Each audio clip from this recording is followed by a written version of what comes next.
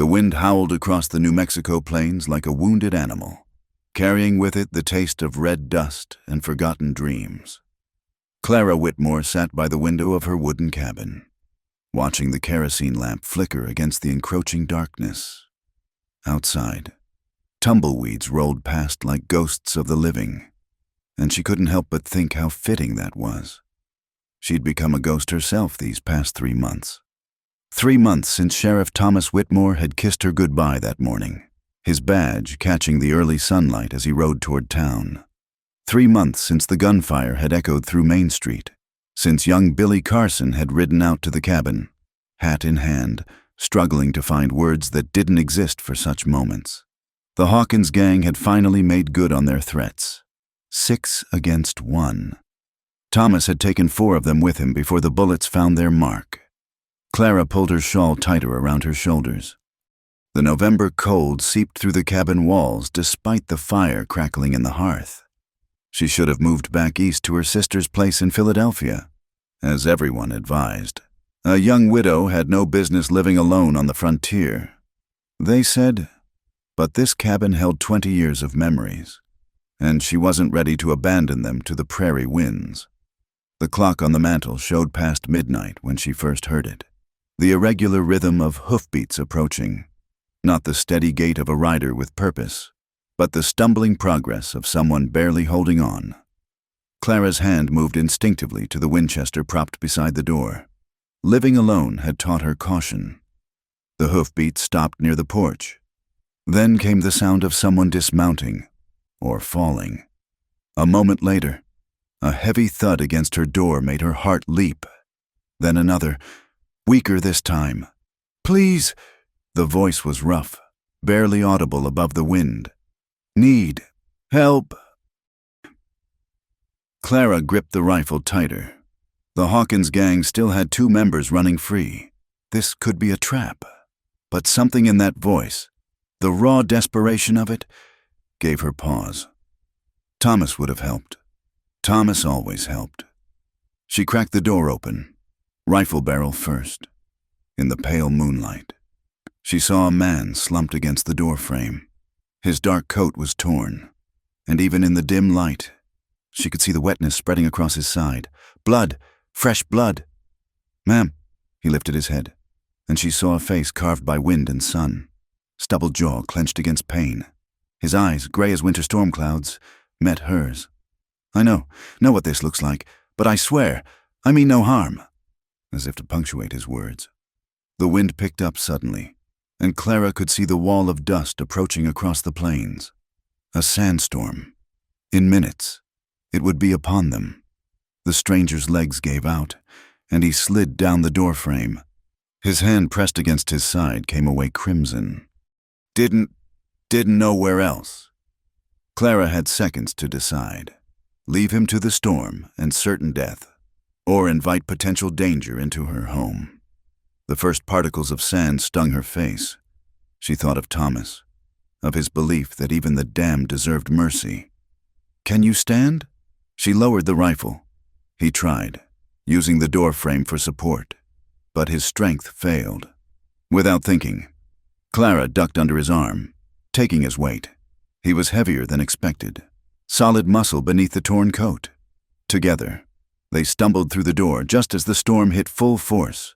She deposited him in Thomas's chair by the fire. She still couldn't think of it as just a chair, and barred the door against the raging sand.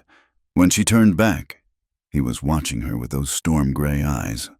"The rifle," he said, nodding weakly toward the Winchester she'd set aside. "Keep it close. You don't know me." Strange advice from a man whose life was in her hands. Clara retrieved the weapon but set it within reach rather than training it on him. "Let me see that wound." He shrugged off the coat with effort, revealing a shirt soaked with blood. The bullet had caught him in the side, just below the ribs. Clara had seen enough hunting wounds to know it needed tending quickly. "There's whiskey in that cabinet," she said, moving to gather clean cloths. "Take a long drink. This is going to hurt." While she prepared, stealing glances at this stranger who'd literally fallen onto her doorstep, he spoke in broken phrases. "Name's Jake Cassidy. Got separated from my My horse spooked. The storm. Clara knew he was lying about something, but the blood was real enough. She worked in silence, cleaning and binding the wound while he gritted his teeth against the pain. His skin was marked with other scars, old battles written across his body. "You're not a ranch hand," she observed.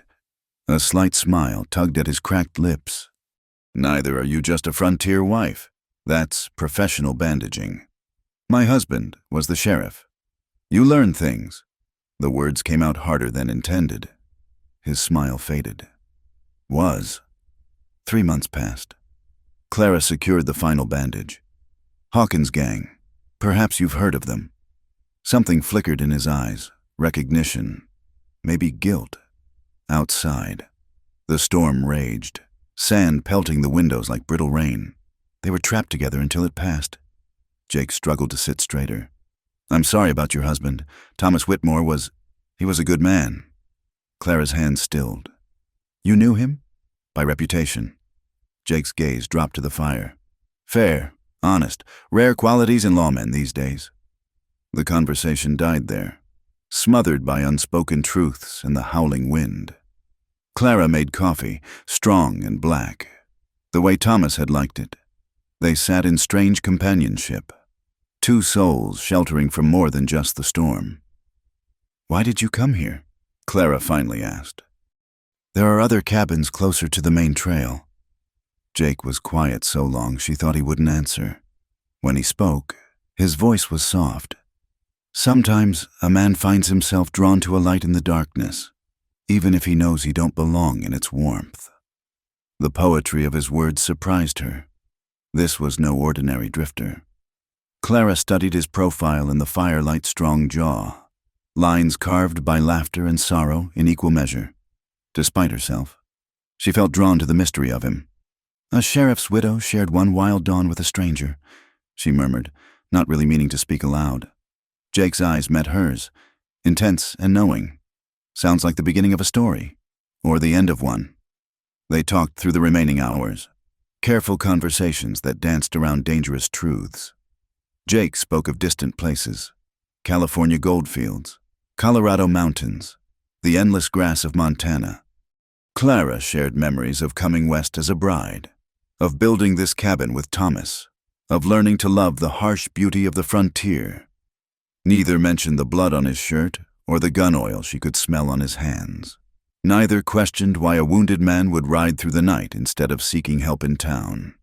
Some truths were better left unspoken in the intimate darkness before dawn. As the first pale light touched the eastern sky, the storm began to die. Jake stood with effort, testing his strength. The wound had stopped bleeding, but pain etched lines around his eyes. "I should go," he said. "I've troubled you enough." Clara didn't argue, though something in her chest tightened. She helped him with his coat, trying not to notice how her hands lingered on his shoulders. At the door, he turned back. "Thank you," he said simply. "For the kindness, for the mercy. Your husband would be proud. He believed everyone deserved a second chance." Clara replied, "Even those who might not deserve it." Jake's smile was sad and knowing. "Especially those, ma'am, especially those." He mounted his horse with a visible effort. For a moment, silhouetted against the lightening sky, he looked like every dangerous man who'd ever ridden the Outlaw trail. Then he touched his hat brim in farewell and rode away, swallowed by the last retreating shadows of night. Clara stood in the doorway long after he'd disappeared, the morning sun warming her face. The storm had passed, leaving the world scoured clean. But something had changed in those wild hours before dawn. A door had opened that she wasn't sure she could close again. Inside, Thomas's chair still held the impression of another man's body. On the side table, the coffee cup Jake had used sat empty. Clara picked it up, running her finger around the rim where his lips had touched. "A sheriff's widow shared one wild dawn," she repeated to the empty room. But she knew, with a certainty that both thrilled and terrified her, that this wasn't the end of the story. It was only the beginning. The weeks following that wild dawn passed in a blur of whispered speculation and pointed stares. Clara Whitmore had returned to her routine weekly trips to Morrison's general store, Sunday services at the small wooden church, occasional visits to sell eggs from her chickens, but nothing felt the same. The townspeople of Perdition watched her with new eyes, as if she carried some invisible mark of scandal.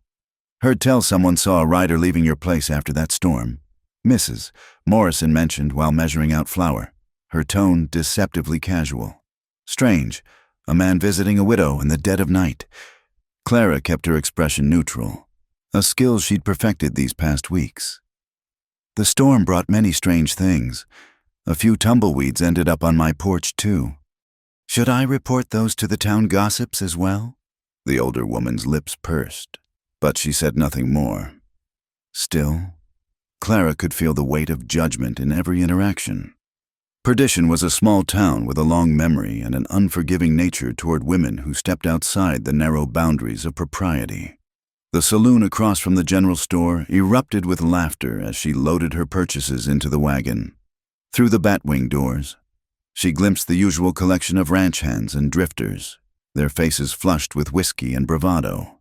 One of them, Roy Hutchins, who'd been pestering her with unwanted attention since Thomas's death, stumbled out just as she was climbing onto the wagon seat.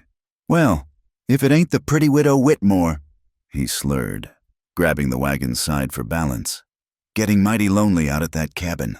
I reckon maybe you need some company that sticks around longer than a single night. Let go of my wagon, Mr. Hutchins." Clara's voice was steady, but her hand moved subtly toward the pistol she'd taken to carrying in her coat pocket. Now, no need to be unfriendly."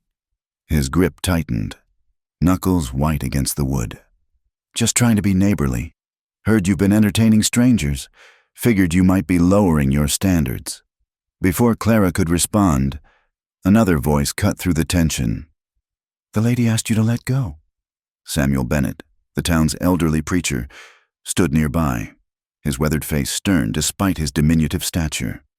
Roy released the wagon with a muttered curse and stumbled back toward the saloon. Samuel watched him go, then turned to Clara with kind eyes. "Pay him no mind. Mrs. Whitmore, whiskey makes fools of weak men." He paused, choosing his words carefully. "But perhaps it might be wise to consider moving closer to town. A woman alone invites speculation, deserved or not." Clara managed a tight smile. "Thank you for your concern, Reverend." "But that cabin is my home. I won't be driven from it by wagging tongues or drunken fools." The ride back to the cabin seemed longer than usual, the weight of the town's judgment heavy on her shoulders. The sun was already sinking toward the western mountains, painting the desert in shades of gold and crimson. She thought of Jake Cassidy for the 100th time that day, wondering where he was, whether his wound had healed, whether he ever thought of that night.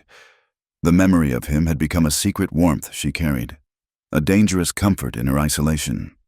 She knew it was foolish. He was clearly a man outside the law, the blood, the night riding, the way he'd known Thomas's reputation.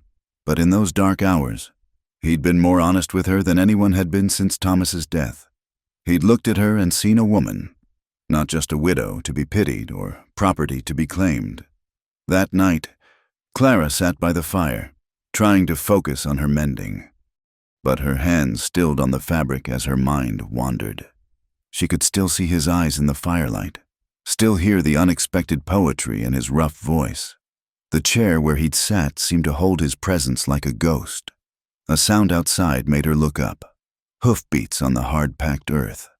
Her heart leaped before reason prevailed.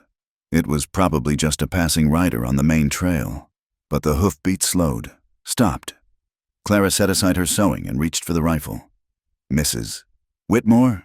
The voice was young, nervous. "It's Billy Carson.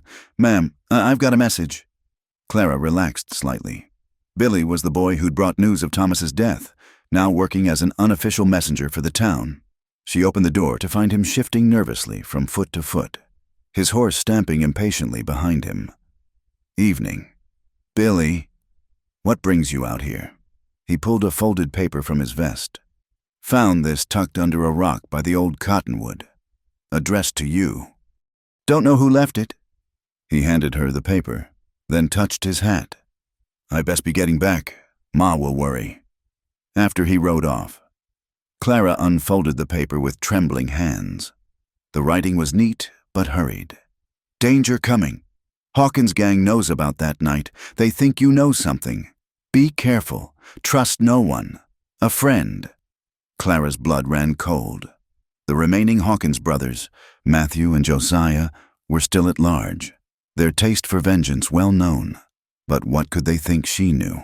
Unless Jake Cassidy was more than just a wounded stranger. Unless that night had made her part of something larger than a simple act of mercy. She spent the next days in heightened vigilance, the pistol always within reach, the rifle loaded by the door. The familiar landscape seemed full of threats.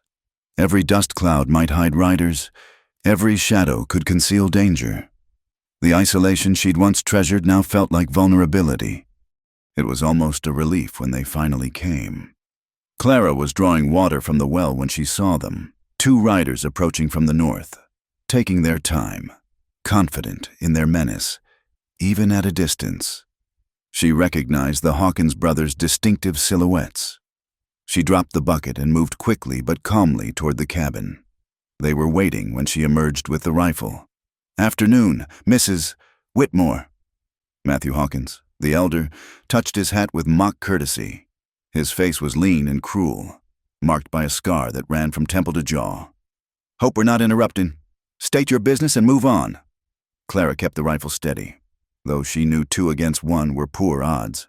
"Now, that's no way to greet neighbors." Josiah, younger and meaner, let his hand rest on his pistol. "We're just looking for information about a mutual acquaintance. Jake Cassidy. Ring any bells?" Clara's expression didn't change, but her mind raced. "They knew. Somehow. They knew. They—" "Never heard the name," she said evenly. Matthew's smile was cold. "That's peculiar. See, we tracked old Jake to this area after he shot our brother Seth. Found blood on the trail leading toward your cabin. Found his horse's tracks in your yard after that storm. Lots of riders pass through. I don't ask names. But you do patch up bullet wounds in the middle of the night?" Josiah's voice was sharp with accusation. The brothers exchanged glances, some silent communication passing between them. Clara's finger tightened on the trigger. The late afternoon sun stretched their shadows long across the dusty ground. And somewhere in the distance, a hawk cried. "Here's what I think," Matthew said slowly. "I think Jake Cassidy came here bleeding like a stuck pig. I think the good sheriff's widow took pity on him. And I think he might have mentioned where he was headed next. Maybe left something behind. Something that belongs to us. You're mistaken." Clara's voice remained steady despite the fear clawing at her chest. "Now get off my land." Josiah's hand moved toward his gun, but Matthew stopped him with a gesture. "We'll be going, but this ain't over. Jake Cassidy has a debt to pay, and anyone who helped him, well, they're part of that debt now." They rode away slowly, insolently, leaving Clara standing in the doorway until they disappeared over the ridge. Only then did she allow her hands to shake, the rifle trembling in her grip. That night, she sat in darkness, afraid to light a lamp that might draw attention. The warning had been right. She was in danger now, marked by an association she didn't fully understand. In the distance, coyotes howled at the rising moon, their cries echoing her own sense of being hunted. She thought of Thomas, of what he would do. He'd been brave but not foolish, strategic in his pursuit of justice. But Thomas was gone, and she was alone with decisions that could mean life or death. As midnight approached, Clara made her choice. She lit the lamp, letting its glow spill from the windows. If the Hawkins brothers were watching, let them see she wouldn't be cowed. If Jake Cassidy was somewhere in the darkness, maybe he'd understand it as a signal, a widow's defiant beacon in the wilderness. She sat in Thomas's chair, the rifle across her lap, and waited for whatever dawn would bring. The memory of that wild night sustained her, not just Jake's presence, but her own capacity for choice, for action beyond the narrow limits the world prescribed. A sheriff's widow shared one wild dawn. She whispered to the empty room. And perhaps, just perhaps, the outlaw would ride back to finish the story they'd begun. Until then, she would endure, as women always had on the frontier, with steel in their spines and secrets in their hearts. The news reached Perdition on a dust-laden wind 3 days after the Hawkins brothers' visit. The First National Bank in Silver Creek had been robbed, the vault emptied by 4 masked men who'd vanished into the Badlands like smoke. 2 guards were dead, and witness descriptions matched known members of the Hawkins gang. Clara heard about it at Morrison's store, where a cluster of townspeople gathered around a fresh-faced rider who'd brought the news. $30,000, the young man was saying, eyes wide with the importance of his tale. They say it's the biggest haul in territorial history. Governor's putting up a reward, $5,000 for information leading to capture. Did anyone get a good look at them? Sheriff Patterson asked. He'd taken over Thomas's position, though he filled the role poorly, more interested in keeping peace with the saloon owners than pursuing real justice. Masks covered their faces, but one witness swore she recognized Matt Hawkins's scar. And get this, the rider leaned in conspiratorially, they're saying Jake Cassidy might have been the 4th man. He's been riding with them off and on for years. Clara's basket slipped from suddenly nerveless fingers, canned goods rolling across the floor. Several heads turned her way as she knelt to gather them, her face burning under their scrutiny. You all right? Mrs. Whitmore? Mrs. Morrison's voice held false concern, barely covering eager curiosity. Just clumsy, Clara managed, straightening with as much dignity as she could muster. The heat, you know. She completed her purchases in silence, aware of the whispers that followed her exit. Jake Cassidy. The name that had haunted her dreams was now linked to murder and theft, but even as her mind reeled, some part of her rejected it. The man who'd sat in her cabin, who'd spoken of mercy and second chances, could he be the same one who'd gunned down innocent guards? The ride home took her past familiar landmarks that now seemed foreign in their normalcy. The purple mountains rose unchanged in the distance, their peaks already touched with early snow. The dry riverbed wound through the valley like a snake's track, waiting for spring floods to give it life. Buzzards circled lazily overhead, riding thermals in their endless search for death. As she crested the final ridge before home, Clara pulled up short. Fresh tracks marked the road, several horses moving fast. Her heart hammered as she followed them with her eyes, but they veered off toward the eastern canyons rather than continuing to her cabin. That evening, she sat on the porch despite the cooling air, watching the sun paint the landscape in shades of blood and gold. The vastness of the frontier spread before her, miles of sagebrush and sand, broken by mesas and carved by ancient waters. Somewhere in that wilderness, men hunted each other for gold and vengeance, while she sat trapped between worlds, neither widow nor woman, neither innocent nor complicit. A sound made her turn. Not hoofbeats this time, but the distinctive rattle that every frontier dweller learned to fear. The snake was coiled near the woodpile, its warning clear. Clara reached slowly for the hoe, but before she could strike, a shot rang out. The snake's head disappeared in a spray of dust and venom. Clara spun, rifle already in her hands, to find a familiar figure emerging from the shadows of the barn. Jake Cassidy looked thinner than before, his clothes dusty from hard riding, but his gray eyes were as intense as she remembered. Evening, Mrs. Whitmore, he said, holstering his pistol with practiced ease. Sorry about the dramatic entrance. Didn't want you tangling with that rattler. Mr. Cassidy. Clara kept the rifle lowered but ready. Or should I call you by another name? Perhaps one of the men who robbed the Silver Creek Bank? His face tightened. You've been listening to stories. Stories that put you at a murder scene. Stories the Hawkins brothers seemed mighty interested in. They've been here? The concern in his voice seemed genuine. When? 3 days ago. Looking for you. Looking for something they think you took from them. Jake removed his hat, running a hand through dark hair streaked with premature silver. In the dying light, he looked older, wearier than the man who'd sheltered from the storm. I need to explain, he said, but not out here. Too exposed. Against her better judgment. Clara found herself leading him inside.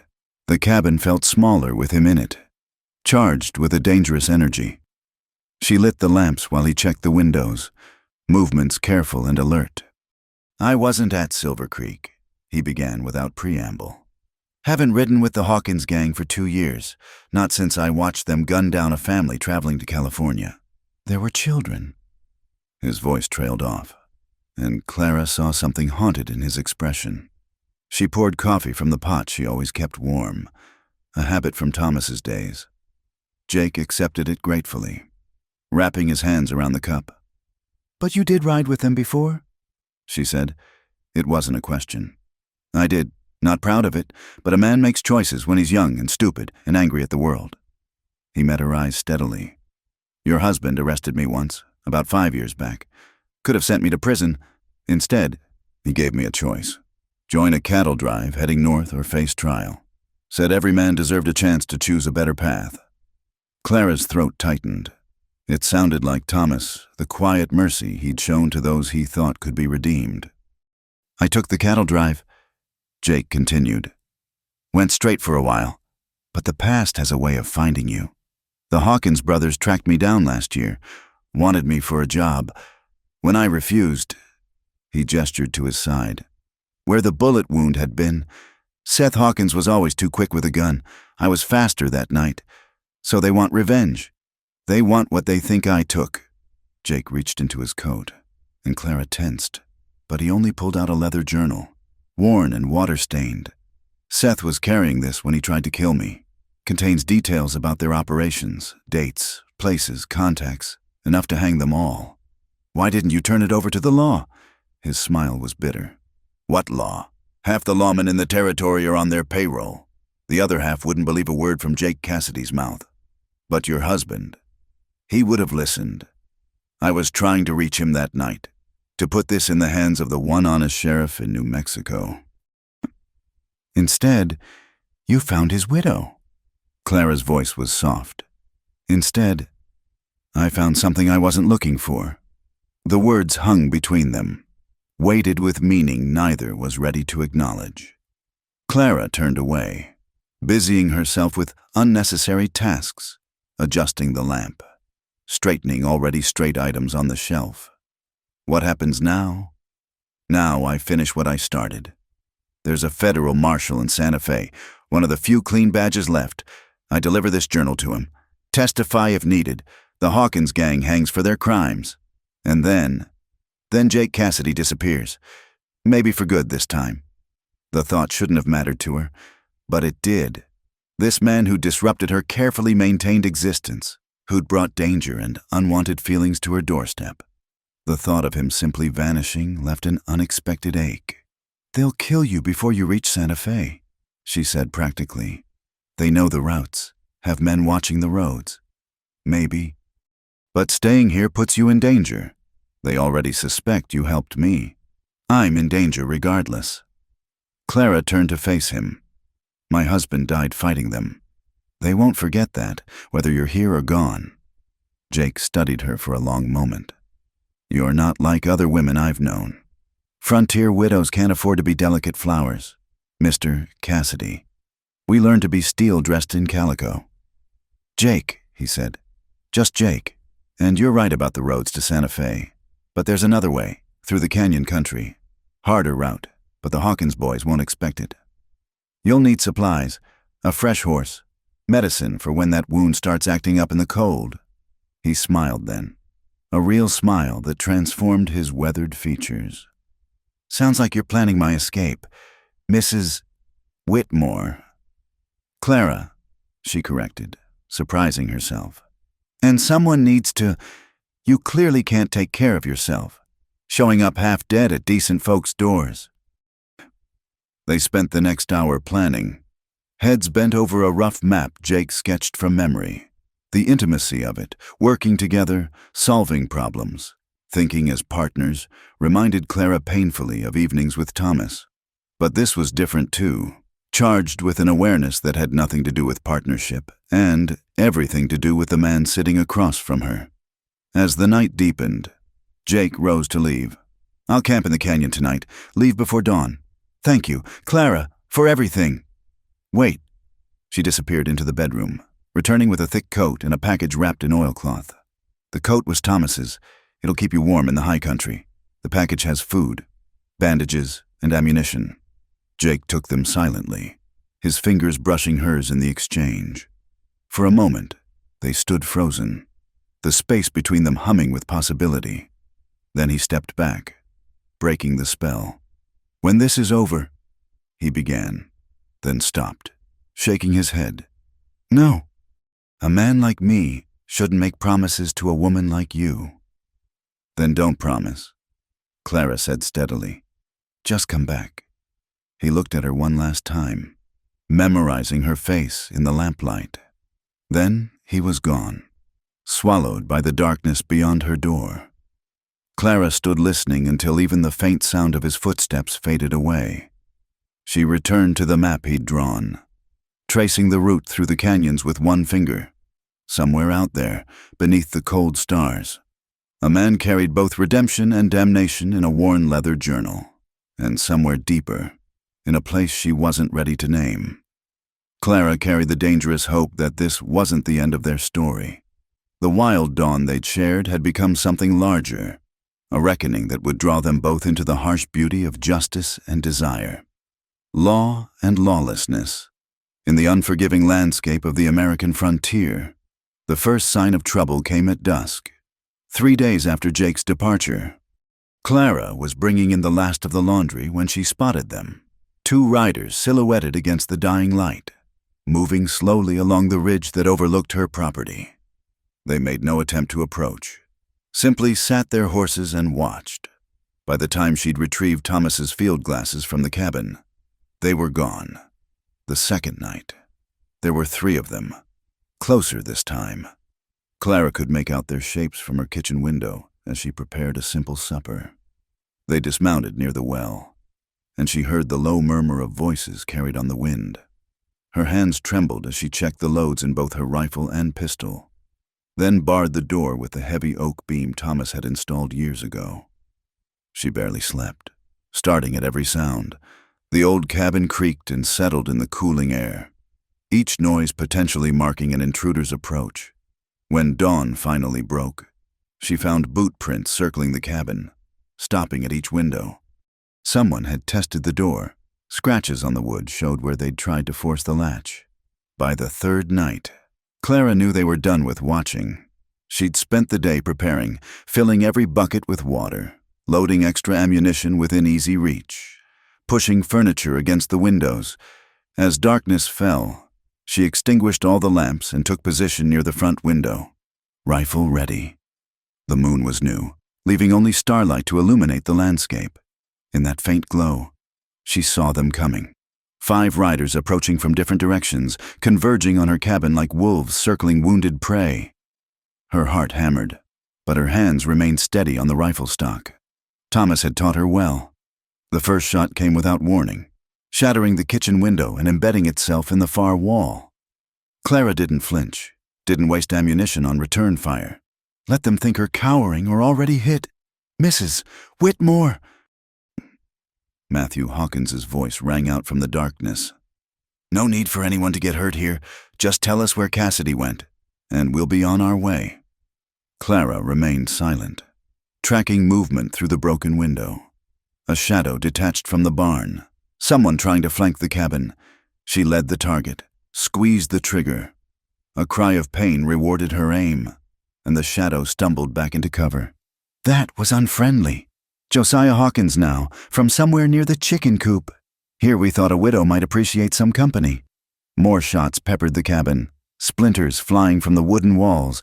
Clara moved position, always keeping low, returning fire only when she had clear targets. But she knew the mathematics of her situation. 5 men with plenty of ammunition against 1 woman with limited supplies. Then she heard it, the ominous splash of liquid against wood, the acrid smell of kerosene. They were going to burn her out. Last chance. Widow, Matthew called. Come out now. Tell us what we want to know, and you might live to see another dawn. Clara thought of Jake somewhere in the canyon country, carrying evidence that could destroy these men. She thought of Thomas, who died rather than bow to their threats. The choice was no choice at all. The first flames licked at the back wall of the cabin. Smoke began seeping through the cracks, stinging her eyes. Clara made a quick decision. Better to die fighting in the open than trapped like a rat.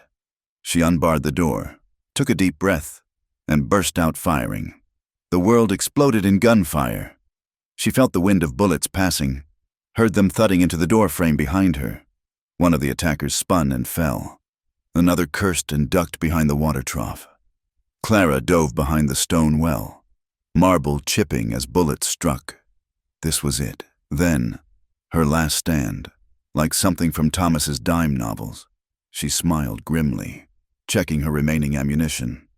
6 rounds in the rifle, 5 in the pistol. Not enough, but she'd make them count. That's when she heard it, a sound that didn't belong. Hoofbeats, many hoofbeats, approaching fast from the east. The gunfire stuttered, stopped. Clara risked a glance over the well's edge. Riders were pouring over the ridge, their shapes black against the star-filled sky. For a moment, her heart leaped. Had Jake returned with help? But as they drew closer, she recognized neither rescue nor reinforcement, but something far stranger. The lead rider was an older man, silver-haired and straight-backed, wearing a badge that caught the light from the burning cabin. Behind him rode a mixed group, some in cavalry blue, others in civilian clothes, all heavily armed. "Federal marshals!" the leader shouted. "Drop your weapons, all of you!" Chaos erupted. The Hawkins gang, caught between Clara's position and the arriving lawmen, scattered like quail. Gunfire resumed. But now, Clara wasn't the target. She watched in amazement as a running battle developed across her property, the night alive with muzzle flashes and shouting men. It was over in minutes. 2 of the attackers lay still. The others, including the Hawkins brothers, were on their knees with hands raised. The silver-haired marshal dismounted near the well, touching his hat politely. "Mrs. Whitmore, I'm Marshal William Forsyth. Are you hurt?" "No, Clara's voice came out as a croak. She cleared her throat. Tried again. "How did you know?" "Jake Cassidy rode 2 horses into the ground reaching Santa Fe. Told us you were in danger because of him. We've been riding hard for 2 days. He glanced at the burning cabin, his expression grim. "Looks like we barely made it in time." Clara stood on shaking legs, watching the soldiers and marshals secure their prisoners. The cabin was fully ablaze now, 20 years of memories turning to smoke and ash.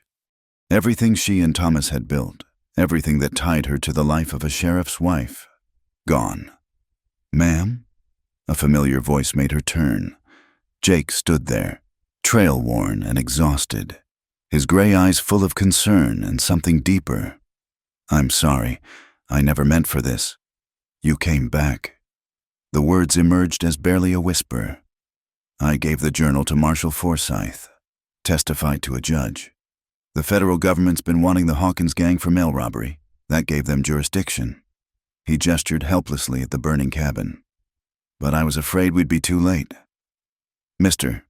Cassidy here refused to stay in protective custody," Marshal Forsyth added with a wry smile. "Insisted on riding with us.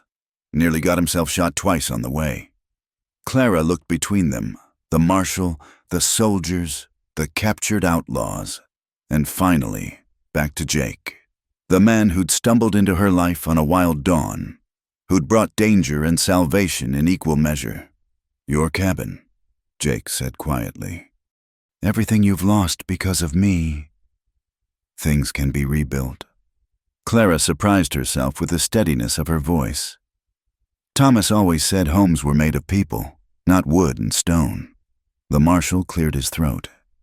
"Mrs. Whitmore, we'll need you to come to Santa Fe.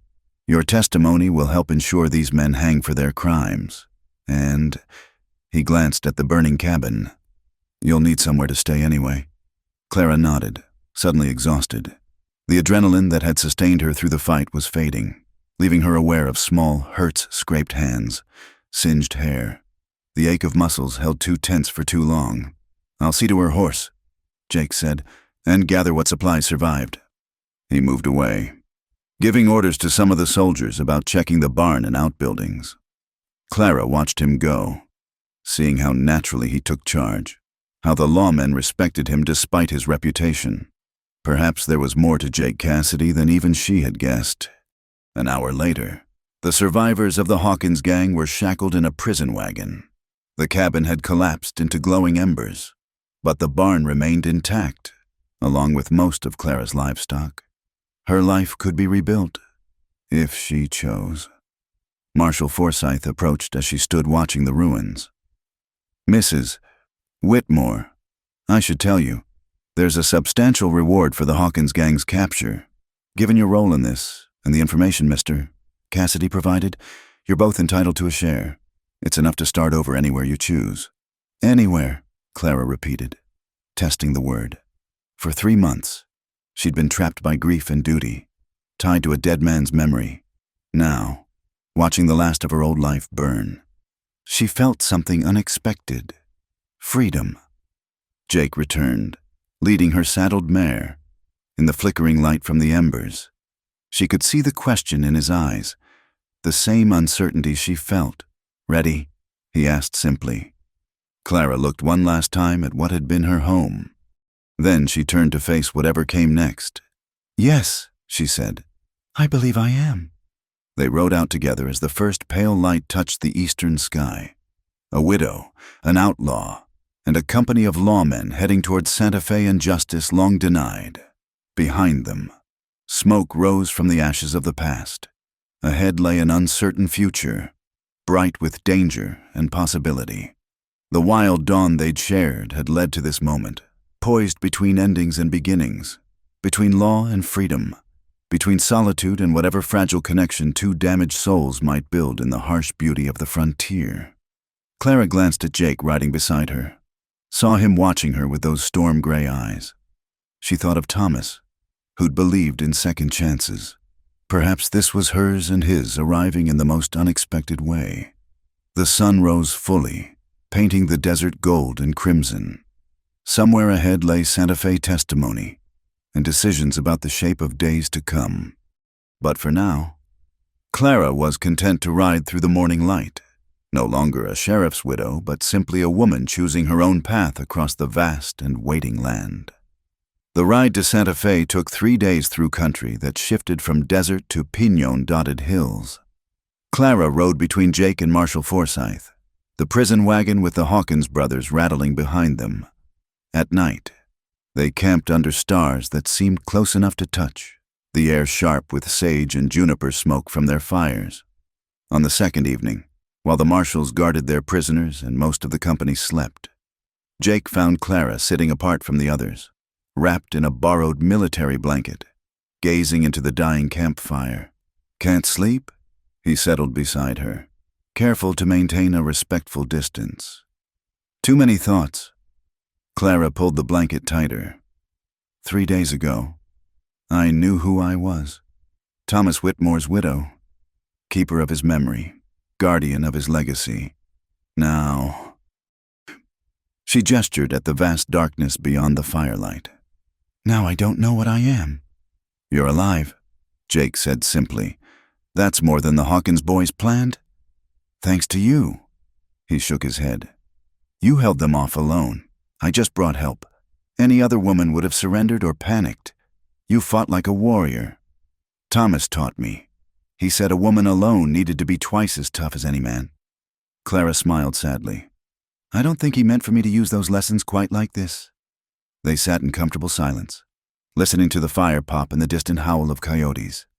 Finally, Jake spoke, his voice low and careful. "I need to tell you something about who I really am, who I was." He stared into the flames as if seeing his past written there. "Jake Cassidy isn't my real name. It's Jonathan Fitzgerald. My father owned one of the biggest ranches in Texas until a bigger rancher decided he wanted our water rights." Clara turned to look at him, seeing new lines of old pain in his face. "They came at night," he continued. "Hired guns. Killed my parents, my younger brother. I was 17, out with the herd. Came back to ashes and graves. The law did nothing. The other rancher owned them too. So I took my father's guns and went looking for justice. Found revenge instead. You killed them. Some. Others I just hurt bad enough to remember. By the time I was done, Jonathan Fitzgerald was wanted in 3 states. So he died. And Jake Cassidy was born. Been running ever since.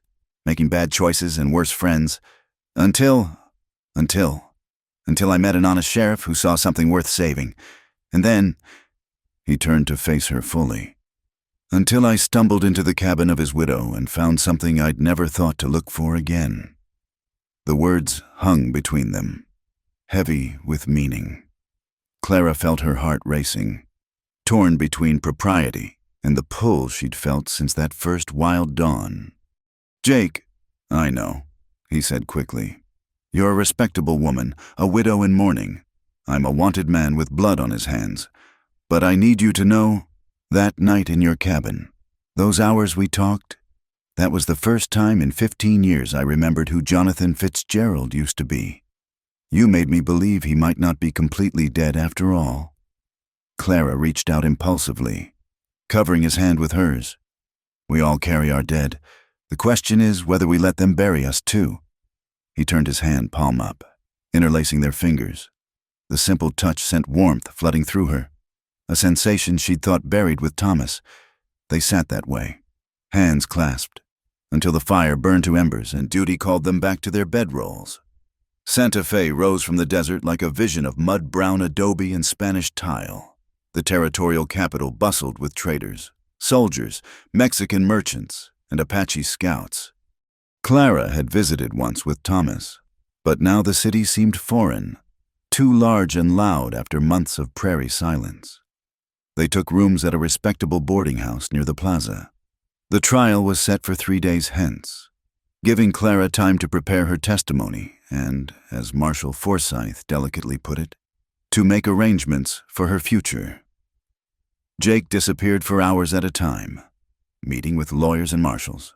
When Clara saw him, he seemed different, cleaner, wearing new clothes, his rough edges somewhat smoothed. She realized he was trying to become respectable, to prove himself worthy of what? The question haunted her.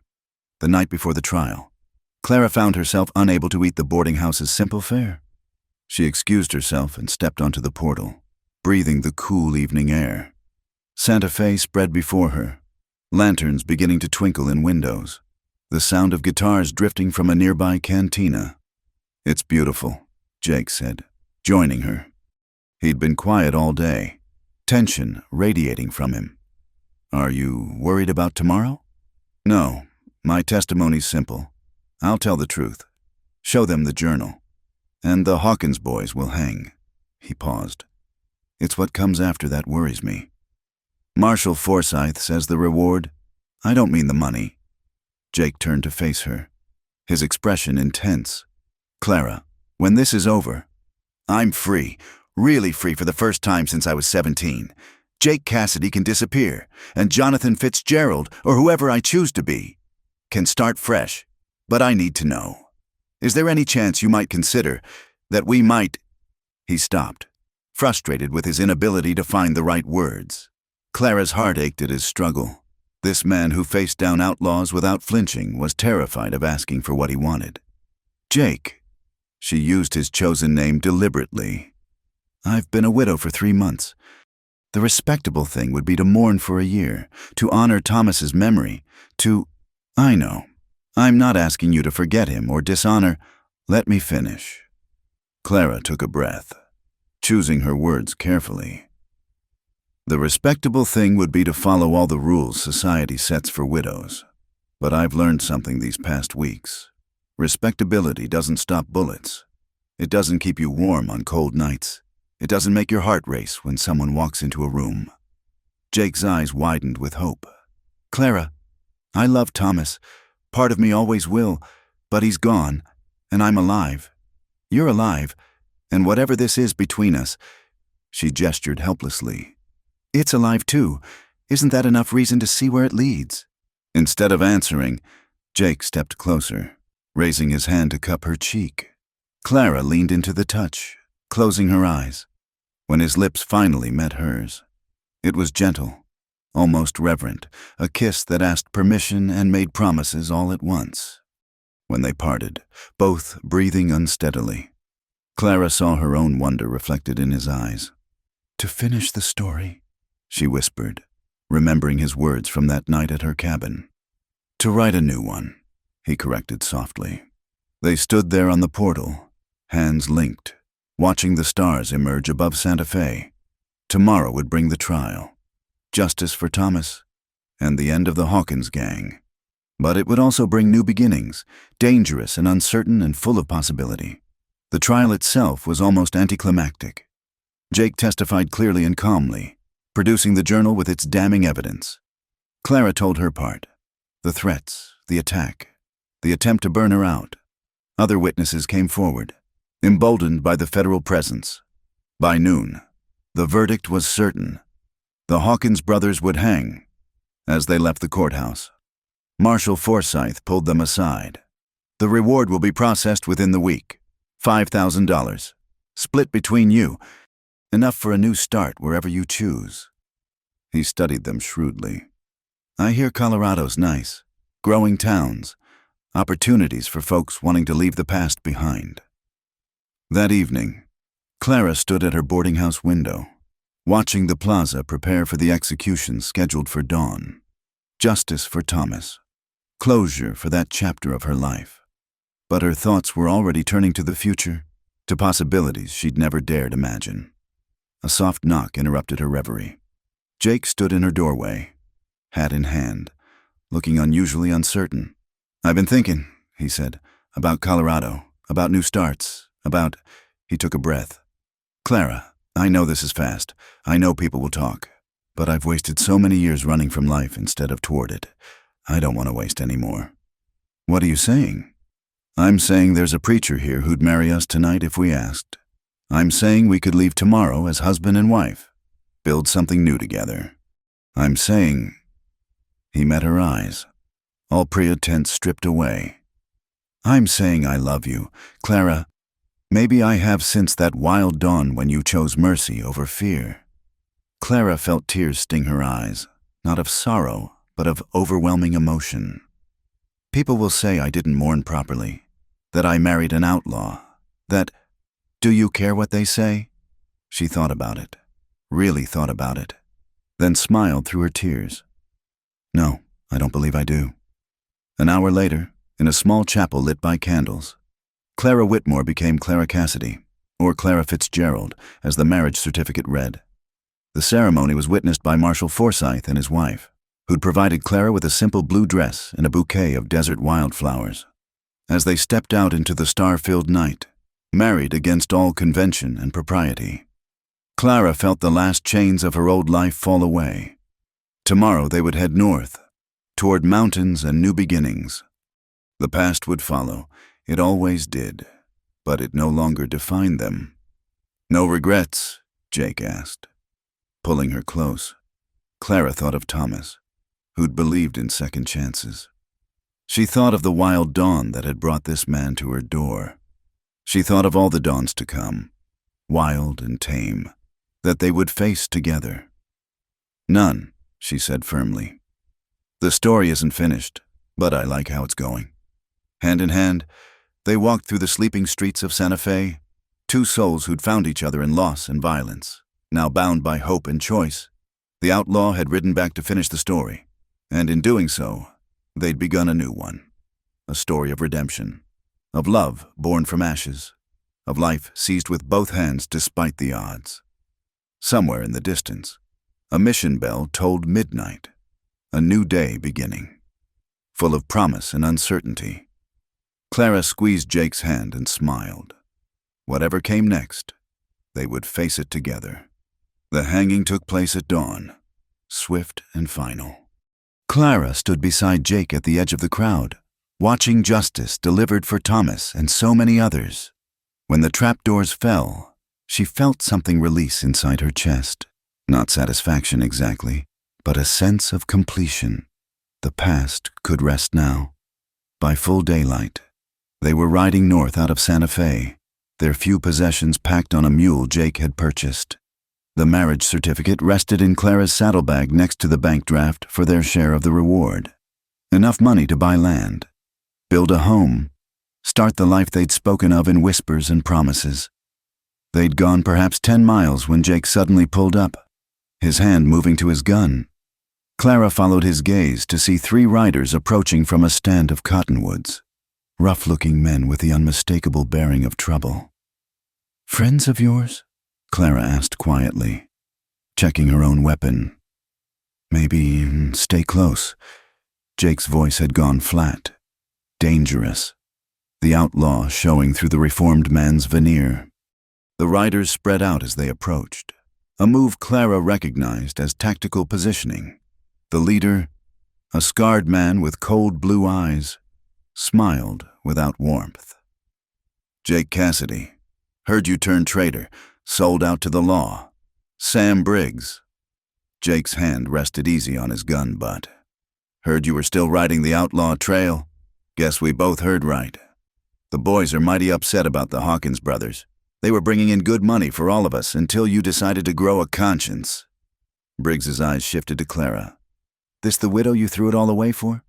"Pretty enough, I suppose, though I prefer them younger." "Watch your tongue," Jake warned, his voice deadly quiet. "Or what, you'll gun me down like you did Seth Hawkins? Oh wait, you're respectable now. Probably forgotten how to draw fast living soft with your lawman friends." Clara saw Jake tense and knew this was headed toward bloodshed. These men hadn't come to talk. They'd come for revenge, to eliminate a perceived traitor. And 3 against 2 were poor odds, especially with Jake trying to protect her. That's when inspiration struck. Clara swayed in her saddle, pressing a hand to her forehead. "Jake, I feel—" She let herself slide sideways, trusting Jake to catch her as she feigned a faint. "Clara!" Jake lunged to support her, momentarily turning his back on Briggs. It was the opening the outlaw expected, but not what Clara had planned. As Jake caught her, Clara's hand found his spare pistol. In one smooth motion, she twisted in his arms and fired. Briggs's gun, half drawn, spun from his hand as her bullet struck true. The other 2 outlaws froze, suddenly facing 2 guns instead of one distracted man. "The lady seems to have recovered," Jake said dryly, his own weapon now trained on the nearest rider. "I suggest you boys collect Sam and ride on, unless you want to test whether marriage has slowed my draw." Briggs clutched his bleeding hand, face twisted with pain and rage. "This ain't over. Cassidy, you can't run from what you are, that badge-wearing life you're trying on. It'll never fit. And when you figure that out, when she figures out what kind of man you really are, we'll be waiting. Then you'll wait a long time," Clara said coolly, keeping her borrowed pistol steady. "Now get out of here before I decide to aim somewhere more permanent than your gun hand." The outlaws retreated, Briggs cradled between his companions. They watched until the riders disappeared over a rise. Then Jake turned to Clara with something like awe. "Where did you learn to shoot like that? I told you Thomas taught me well, though I may have forgotten to mention I was the better shot between us." She handed back his spare pistol. "Are there going to be more like them?" "Probably. The life I led, it doesn't let go easy. Men like Briggs, they see my leaving as betrayal. Makes them look weak if someone can just walk away." Jake's jaw tightened. "Maybe this was a mistake. Maybe I'm putting you in danger you don't deserve." Clara reached out, touched his face. "I've been in danger since the day Thomas pinned on that badge. At least now I have a partner who understands the stakes." She smiled. "Besides, did you see Briggs's face when I shot the gun from his hand? Worth the price of admission." Jake laughed despite himself, pulling her close. "You're a dangerous woman, Clara Cassidy." "Fitzgerald," she corrected. "We're starting fresh, remember? Mr. and Mrs. Jonathan Fitzgerald, late of Santa Fe, heading north to build a life. Let Jake Cassidy and all his ghosts rest here in the desert." They rode on through country that grew steadily greener as they climbed toward the Colorado mountains. Each night they camped under stars that seemed cleaner, brighter than those over New Mexico. Jake taught Clara to read trail sign and move silent through the woods. She taught him to laugh again, to plan beyond the next sunrise, to believe in tomorrow. But 3 days out of Santa Fe, in a narrow canyon that forced them to ride single file, tomorrow nearly ended. The first shot echoed off the canyon walls, making it impossible to locate the source. Jake's horse screamed and went down, throwing him hard against the rocks. Clara wheeled her mount, searching for targets, but saw only shadows and stone. "Clara, run!" Jake shouted, struggling to free his rifle from beneath the fallen horse. Instead, she dismounted behind a boulder, pulling her own weapon. "Not without you!" More shots rang out. Clara counted muzzle flashes, at least 4 shooters, positioned on both canyon walls, an ambush, perfectly placed. Whether Briggs had circled back or found allies, they were trapped. Jake finally freed his rifle but remained pinned behind his dead horse. Blood ran down his face from a gash where he'd hit the rocks. "They want me, not you. Get to cover and ride out when you can. We've had this conversation before," Clara called back, snapping off a shot at movement above. "I don't abandon family." Family? The word hung between them. A promise and declaration all at once. Jake's response was lost in another volley of gunfire that sent rock chips flying. Clara assessed their position with tactical clarity. The ambushers held the high ground, but their eagerness was making them careless.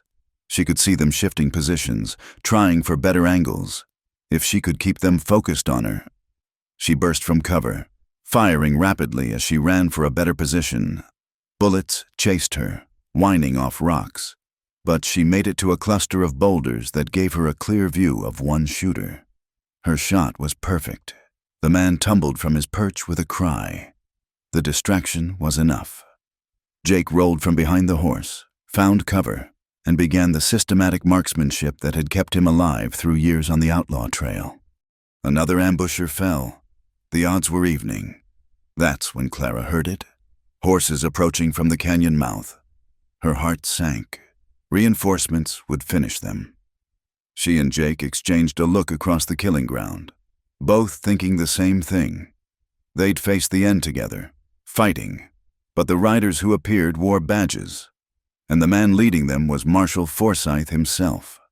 The remaining ambushers, caught between the newcomers and their intended victims, threw down their weapons. Later, as Jake's head wound was being bandaged, Forsyth explained, "We've been following you since Santa Fe. Figured Briggs or someone like him might try something. Thought we were far enough back to be subtle. But when we heard the shooting—" "Thank you," Clara said simply. "Though we might have managed." "No doubt," Forsyth agreed, eyeing the dead ambusher she'd shot. "But the thing about starting fresh is accepting help when it's offered. You two aren't alone anymore. The law's on your side now." They camped together that night, the marshals standing watch. Clara sat beside Jake, his bandaged head resting on her shoulder, watching the fire dance. The violence of the day had shaken her, but not broken her resolve. If anything, it had confirmed what she'd known since that wild dawn. They belonged together, facing whatever came. "Still want to be Mrs. Jonathan Fitzgerald?" Jake asked quietly.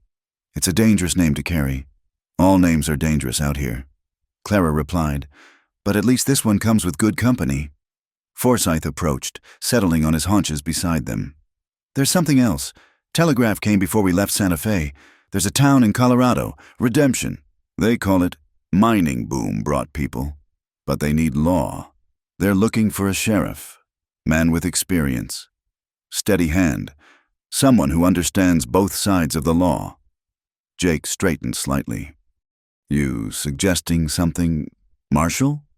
"I'm saying a former outlaw might make the best lawman, knowing all the tricks, and a sheriff's widow who can shoot like that might help keep him honest."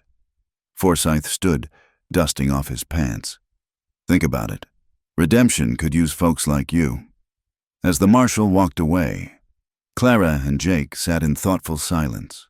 A chance to serve the law instead of running from it. A town called Redemption. Of all things, it seemed too perfect, too symbolic to be real. "What do you think?" Jake asked finally. Clara considered. "I think Thomas would appreciate the irony. And I think we've been running towards something all this time without knowing what. Maybe this is it. Sheriff Jonathan Fitzgerald. Jake tested the words. Has a ring to it. Better than Outlaw Jake Cassidy. Clara agreed. Though I reserve the right to shoot any deputies who can't keep up. Jake laughed, the sound rich and genuine. Deal. Though I pity the outlaws who ride into our town looking for trouble. They talked long into the night, planning a future neither had dared imagine. The canyon that had nearly been their grave became instead a birthplace for new dreams. When dawn broke, painting the rocks in shades of gold and crimson, they rose ready to ride toward redemption, literal and figurative. The ghosts of the past would follow, as ghosts do.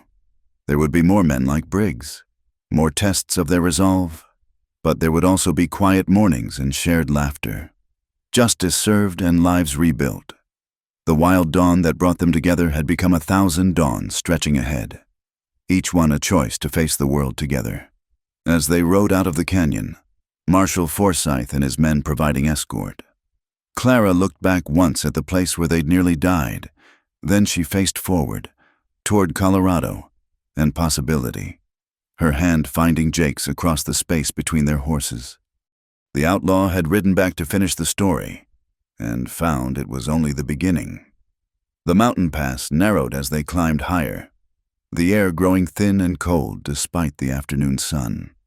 Marshal Forsyth had left them at the territorial border with final words of encouragement and a letter of recommendation for Redemption's town council.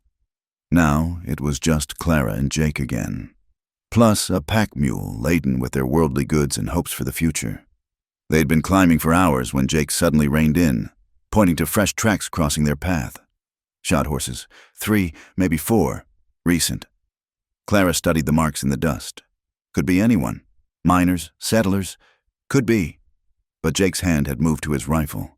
The ambush in the canyon had left them both wary. They proceeded cautiously, Jake reading sign while Clara watched their flanks.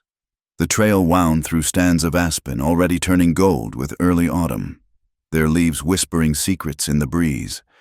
It would have been beautiful if not for the tension coiling in Clara's stomach. The shots came without warning, not at them, but from somewhere ahead. A woman's scream echoed off the peaks, followed by rough male laughter. Jake and Clara exchanged looks, mutual understanding passing between them. Whatever lay ahead, they couldn't ignore it. They dismounted, securing the horses in a grove of pines. Moving on foot, they crept toward the sounds of struggle. Through the trees, a scene unfolded that made Clara's blood burn hot. A overturned wagon lay beside the trail, its contents scattered. 3 men circled a young woman who stood with her back against a boulder. Wielding a broken wagon, spoke like a club. An older man, her father, by the resemblance, lay motionless nearby, blood pooling beneath his head. "Come on, sweetheart," one of the attackers crooned. "No point fighting. Your daddy can't help you now." The woman, hardly more than a girl, really swung the spoke with desperate fury. "Stay back, I'm warning you." The men laughed, closing in. Clara had seen enough. She looked at Jake, saw her own rage reflected in his eyes. He held up 3 fingers, then pointed, dividing targets. Clara nodded. They struck simultaneously. Clara's shot took the nearest man in the shoulder, spinning him around. Jake's bullet found another's leg, dropping him screaming. The 3rd man whirled, gun rising, but the girl struck him with the wagon spoke, giving Jake time for a second shot that ended the threat. In seconds, it was over. 2 attackers dead, 1 wounded and moaning. The girl stood trembling, the makeshift weapon falling from nerveless fingers. "It's all right," Clara said gently, approaching with hands visible. "We're here to help." The girl, she couldn't have been more than 17, collapsed to her knees beside the fallen man. "Papa, Papa, please!" Jake knelt beside them, checking for signs of life. His expression told Clara everything. But then the man's eyelids fluttered, a weak groan escaping his lips. "He's alive," Jake said, "but hurt bad. We need to get him somewhere safe." "Our cabin," the girl said through tears. It's not far, just over the ridge. Please help me get him there. While Jake fashioned a travois from wagon parts, Clara tended the wounded attacker, binding his shoulder wound tight. The girl watched with hollow eyes. Why? She asked. We gave them food when they rode up, shared our water. Why would they? Some men see kindness as weakness. Clara answered grimly. What's your name? Honey? Rebecca Morrison. Papa and I, we're homesteading up here. Have been for 2 years since Mama died. Fresh tears spilled down her cheeks. He's all I have left. They loaded both wounded men, Rebecca's father and the surviving attacker, onto makeshift litters. The journey to the Morrison cabin was tense, every moment fearing the older man would breathe his last. But he held on, tough as the mountain granite around them. The cabin sat in a meadow backed by peaks that scraped the sky. It was well built, neat, a testament to hard work and determination. Inside, Clara took charge, drawing on skills learned through years of frontier living. The head wound was serious, but not fatal if kept clean. She worked with steady hands while Rebecca hovered nearby, clutching her father's hand. Jake secured the prisoner in the barn, then dealt with the grim task of burial for the 2 dead men. When he returned, his expression was troubled. Found this on one of them. He showed Clara a wanted poster. Train robbery, murder, substantial reward. The King brothers, been terrorizing the territory for months. Then we did the law a favor. Clara said firmly. Maybe, but it means the survivor is worth $500 delivered to the authorities. Jake glanced toward the barn. Nearest town with a marshal is 3 days' ride. They were still discussing options when Mr. Morrison stirred, eyes focusing with effort. Becca, I'm here. Papa. Rebecca gripped his hand tighter. These folks saved us, saved me. Morrison's gaze found Clara and Jake. Thank you, he whispered. I thought, when they turned on us, rest now, Clara advised. We'll stay until you're stronger. They spent 3 days at the Morrison cabin. Clara tended wounds and cooked meals while Jake repaired the damage from the attack and stood watch. Rebecca slowly emerged from shock, revealing a resilient spirit beneath her youth. She reminded Clara of herself at that age, before life had taught its hardest lessons. On the second night, as Clara changed Morrison's bandages, he caught her wrist with surprising strength. You're running from something. He said. It wasn't a question. Clara met his eyes steadily. Running towards something now. The man, Jake, he's got the look of someone who's seen the elephant, walked dark trails. He has, but he's choosing different trails now. Morrison studied her for a long moment. My Becca's got no one else. If something happens to me... It won't, Clara said firmly. You're too stubborn to die on her. He managed a weak smile, speaking as one stubborn soul to another. Something like that. On the 3rd morning, Jake made a decision about their prisoner. I'll take him to Culverton. Collect the bounty. You stay here with the Morrisons. Absolutely not. Clara's tone brooked no argument. We stay together or go together. Clara, be reasonable. The man needs guarding and you need someone watching your back. We're partners, remember? In all things. Rebecca spoke up quietly. I can watch Papa. You've shown me how to tend his wounds, Mrs. Clara, and I've got Papa's rifle if there's trouble. Morrison, conscious and improving, added his voice. Girl's right. I'm on the mend, and Becca's tougher than she looks. You two do what needs doing. So they set out for Culverton, the wounded outlaw tied to his horse, sullen but subdued. The journey took them through some of the most beautiful country Clara had ever seen. Peaks that touched clouds, valleys carpeted in wildflowers, streams running clear as glass. I could learn to love this land, she told Jake as they paused to water the horses. Even with its dangers, especially with them. Beauty without risk is just pretty. This land demands respect, partnership, like us. Jake smiled, the expression transforming his weathered features. Mrs. Fitzgerald, are you getting philosophical on me?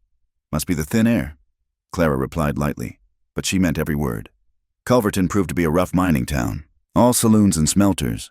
The marshal, a tired-looking man named Hutchins, accepted their prisoner with weary gratitude. The King brothers have been a plague on decent folks. You've done the territory a service. He counted out the reward money. Though I'm curious how a couple heading to Homestead happened to take down 3 notorious outlaws. We're full of surprises, Clara said sweetly. I imagine you are. Hutchins studied them shrewdly. You wouldn't be the same Jake Cassidy who helped bring down the Hawkins gang and the widow Whitmore. Jake tensed, but Clara laid a gentle hand on his arm. Those people are gone. Marshal, we're the Fitzgeralds now, looking to build something new. In Redemption. You've heard of it? Booming town, could use steady folks. Hutchins leaned back. Also could use good law. Their last sheriff lasted 2 weeks before deciding mining was safer work.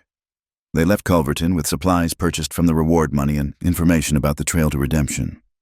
The return journey to the Morrison cabin was peaceful, filled with planning and dreams voiced aloud. They found Morrison up and about, moving slowly but determined. Rebecca flew to Clara's arms, chattering about her father's improvement and the garden she'd started planning for spring. That evening, as they prepared to continue their journey, Morrison pulled Jake aside. Clara couldn't hear the conversation, but she saw Jake's expression, surprised, then thoughtful, finally decisive. What was that about? She asked later as they bedded down in the barn, giving the Morrisons privacy in their cabin. He offered to write a letter to Redemption's town council. Seems his brother is on it, a recommendation for the sheriff's position. Based on what? He barely knows us. Jake pulled her close in the darkness.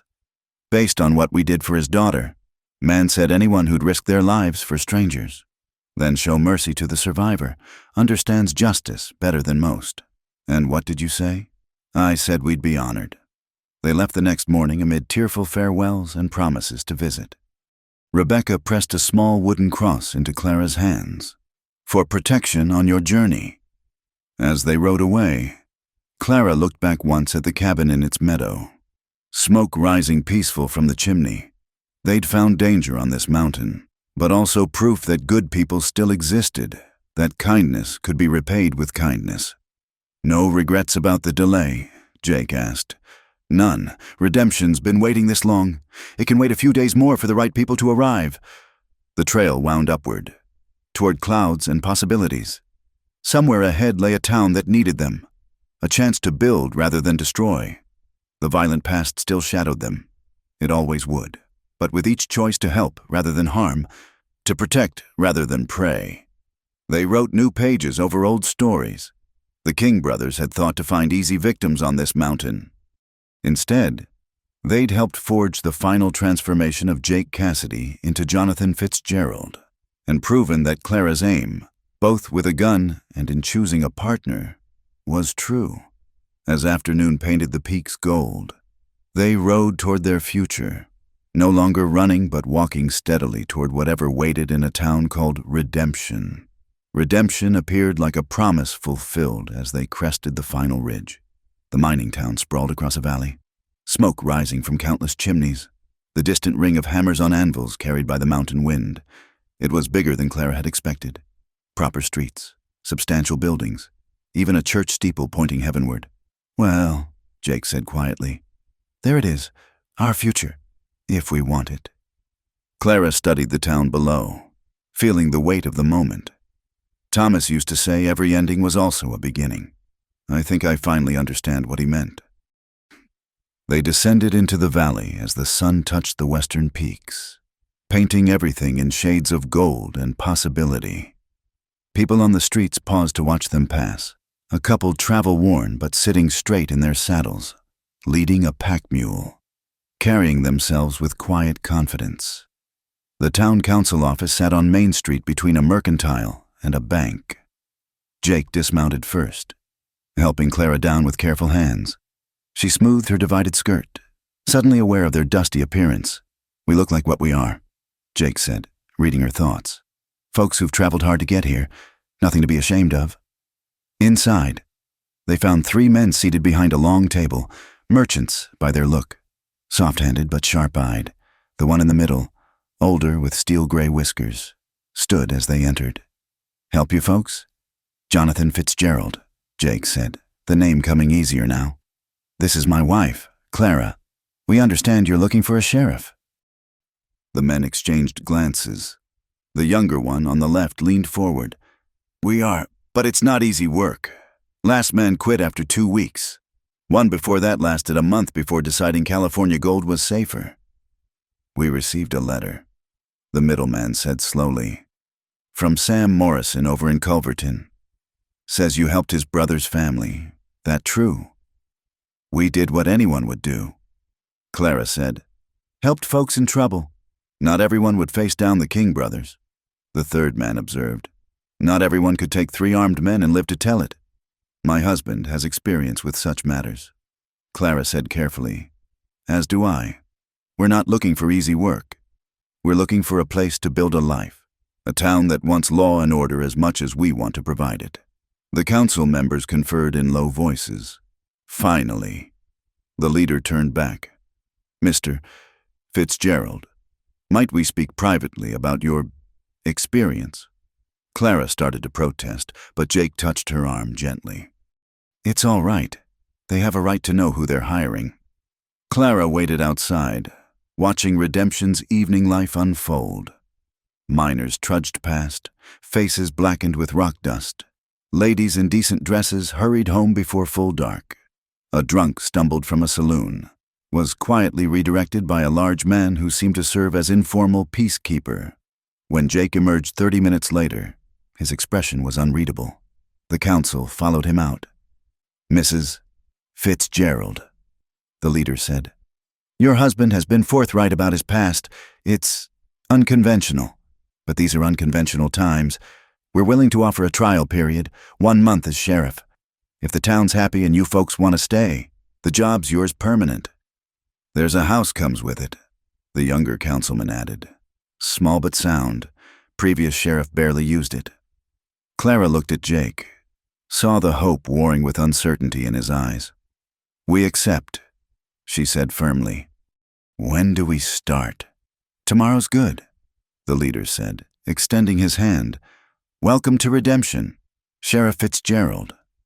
The sheriff's house sat at the town's edge, where Main Street gave way to mining claims and wilderness. It was indeed small, 2 rooms and a lean-to kitchen, but solidly built with a view of the mountains that took Clara's breath away. "It needs work," Jake said, testing a loose floorboard. "Everything worth having does." Clara moved to the window, imagining curtains, a garden, a life growing within these walls. "We'll make it home." That night, they slept on bedrolls on the floor, too tired to do more than sweep out the dust, but Clara woke before dawn to find Jake gone. She found him on the small porch, badge in hand, studying it in the pale light. "Heavy?" she asked, settling beside him. "Heavier than I expected. When I was Jake Cassidy, the only person I might fail was myself. Now," he gestured toward the sleeping town. "All those people, trusting a former outlaw to keep them safe. Not trusting Jake Cassidy," Clara corrected. "Trusting Jonathan Fitzgerald, who saved a girl from the King brothers, who brought evidence to hang the Hawkins gang, who chose to be better than his past. What if they find out? Really find out, not just the sanitized version I told the council, but the whole truth?" Clara took the badge from his hands, running her thumb over the worn metal. "Then they'll know their sheriff understands both sides of the law, that he's walked in darkness and chosen light. That's not weakness. Jake, that's strength." She pinned the badge to his shirt herself, the same gesture she'd performed countless times for Thomas, but this felt different. Not a widow honoring the past, but a wife claiming the future. Jake's first day as sheriff began with a tour led by Bill Tucker, the large man Clara had seen managing the drunk. He served as unofficial deputy and knew everyone in town. "Miners get paid Saturdays," Tucker explained. "That's when trouble starts. Drinking, fighting, occasional gunplay. Nothing like the big camps, but enough to keep you busy." They made rounds together, Jake, Clara, and Tucker. Clara had insisted on coming, ignoring raised eyebrows. I'm not sitting home darning socks while my husband faces trouble alone. The townspeople's reactions varied. Some welcomed them warmly, grateful for any law. Others watched suspiciously, waiting to see what kind of sheriff this stranger would prove to be. A few recognized something in Jake's bearing, the way he moved, the careful positioning, and Clara saw speculation in their eyes. Their first test came that very evening. A dispute at the Lucky Strike saloon had escalated. Two miners facing off with drawn knives. A crowd had gathered, taking bets on the outcome. Jake pushed through the crowd, Clara and Tucker flanking him. "That's enough, boys. Put the knives down." Who's gonna make us?" one miner slurred, weaving slightly. "I am." Jake's voice carried the quiet authority of absolute confidence. "Sheriff Fitzgerald. You can put those knives down and sleep it off, or we can do this the hard way. Your choice." Something in his tone penetrated their drunken bravado. The knives lowered slowly. "Good choice. Tucker, escort these gentlemen to the jail. They can cool off overnight." "You can't arrest us for arguing?" the second miner protested. "No, but I can arrest you for disturbing the peace and threatening violence." Jake's smile was cold. "Unless you'd prefer to discuss it further." They went quietly after that. As the crowd dispersed, Clara heard the whispers starting. "New sheriff's got backbone. Didn't even draw his gun. Wonder how long this one'll last." That night, as they finally arranged their few possessions in the house, Jake seemed lighter somehow. "One day down," he said. "Only 29 more to prove ourselves." "We already have," Clara replied. "The rest is just confirming what we know, that we belong here." Over the following weeks, they settled into rhythms. Jake walked his rounds, settling disputes with words when possible, force when necessary.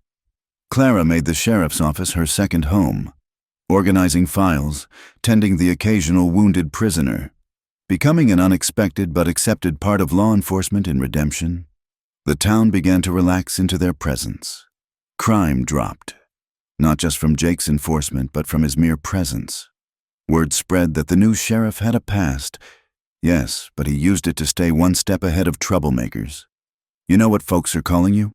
Tucker asked one evening as they locked up two claim jumpers. "The reformed sheriff.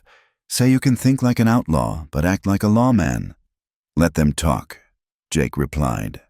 But Clara saw the small smile he tried to hide. Their 28th day arrived with unexpected drama. A rider galloped into town, nearly falling from his exhausted horse. "Sheriff! Sheriff Fitzgerald!" Jake caught the man as he stumbled. "What is it?" "Stage got hit. Canyon Road. About 5 miles out. They took everything. Shot the guard. Passengers are hurt bad." Jake was already moving, checking his weapons. "How many robbers?" "4, maybe 5. Masked, but professional. Real professional." Clara grabbed her medical supplies without being asked. When Jake started to protest, she cut him off. "Those passengers need help. We do this together. Remember?"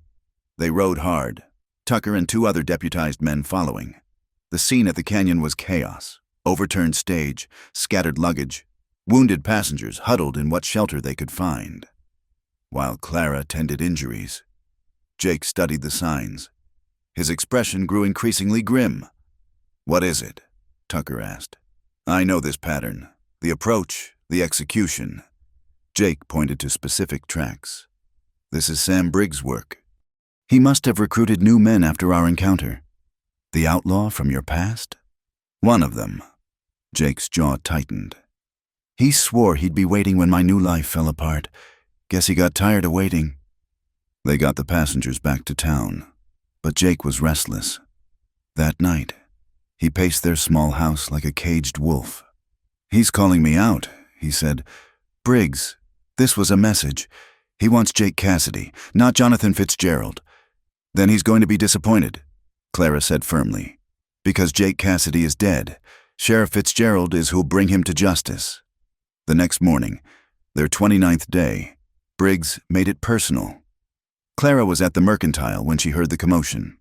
She rushed out to find 5 riders in the street, Briggs at their center.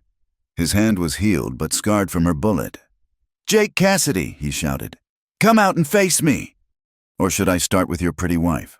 Clara's hand found her pistol, but Jake was already there, stepping from the sheriff's office with deadly calm. "Sam, you always were a slow learner. Big talk from a man hiding behind a badge. Take it off. Face me as who you really are." Jake studied him for a long moment. Then, deliberately, he unpinned the badge and handed it to Tucker. Clara's heart clenched, but she understood. This was Jake's past demanding a reckoning. "I'll face you," Jake said. "But know this, win or lose, your men surrender after. No more bloodshed. Deal." Briggs dismounted, his men forming a loose circle. The street cleared as if by magic. Clara positioned herself where she could watch both Jake and Briggs' men, her pistol ready if they broke faith. The 2 men faced each other in the dusty street, hands hovering over their guns. For a moment, Clara saw not Sheriff Fitzgerald but Jake Cassidy, dangerous, lethal, shaped by violence. Then she looked closer and saw the difference, where Cassidy had been wild. Fitzgerald was controlled, where the outlaw had nothing to lose. The sheriff had everything to protect. Briggs went for his gun first, fast as a striking snake. But Jake was faster, smoother, the motion poetry written in lead and smoke. Briggs staggered, gun falling from nerveless fingers, red spreading across his chest. "Still the fastest?" Briggs wheezed, dropping to his knees. "But you ain't Jake Cassidy no more, are you?" "No," Jake said quietly, already turning to cover Briggs's men. "I'm not." Briggs fell forward. Still, his men, seeing their leader dead and faced with Jake's steady gun and Clara's aimed pistol, threw down their weapons. As Tucker and the deputies took charge of the prisoners, Jake picked up his badge from the dust. He stared at it for a long moment. Then Clara was there, taking it from his hands. "Allow me," she said, and pinned it back on his shirt where it belonged. Sheriff Fitzgerald. The town council met that evening. The vote was unanimous. Jonathan Fitzgerald would continue as Sheriff of Redemption for as long as he wanted the job. That night, as they lay in their bed, a real bed now, purchased with Jake's first month's salary, Clara traced the star on his chest. "No more ghosts?" she asked. "There'll always be ghosts, but they don't own me anymore." He caught her hand, brought it to his lips. "Thank you for believing in Jonathan Fitzgerald even when Jake Cassidy showed through." "They're both you," Clara said simply. "I love all of you, past and present and future." As sleep took them, Clara thought about their journey, from that wild dawn in New Mexico to this peaceful night in Colorado. They'd both been broken by loss, haunted by choices, shaped by the harsh beauty of the frontier. But together they'd found something stronger than their separate selves. Tomorrow would bring new challenges. There would always be men like Briggs, always be those who couldn't understand transformation. But here in Redemption, perfectly named, they'd found their place. A sheriff who understood both sides of the law, and a woman who could shoot straight and heal with equal skill. The story that began with a desperate man at a widow's door had become something neither could have imagined. Not an ending, but a continuation. Wild dawns giving way to peaceful sunsets. Always together, always facing forward. In the distance, coyotes sang to the stars, their voices echoing off mountain stone. But inside the sheriff's house at the edge of town, 2 souls who'd found each other in darkness slept peacefully in the light they'd built together. Badge and gun set aside for the night, ready to face whatever tomorrow would bring to the streets of Redemption. Thank you all for listening to this Wild West love story. If you're enjoying these tales from the American frontier, I'd love to know where you're listening from. Leave a comment below and let's connect. Don't forget to subscribe to the From Wild West channel for more stories of love, redemption, and adventure in the Old West. Share your thoughts about Clara and Jake's journey in the comments. Until next time, partners.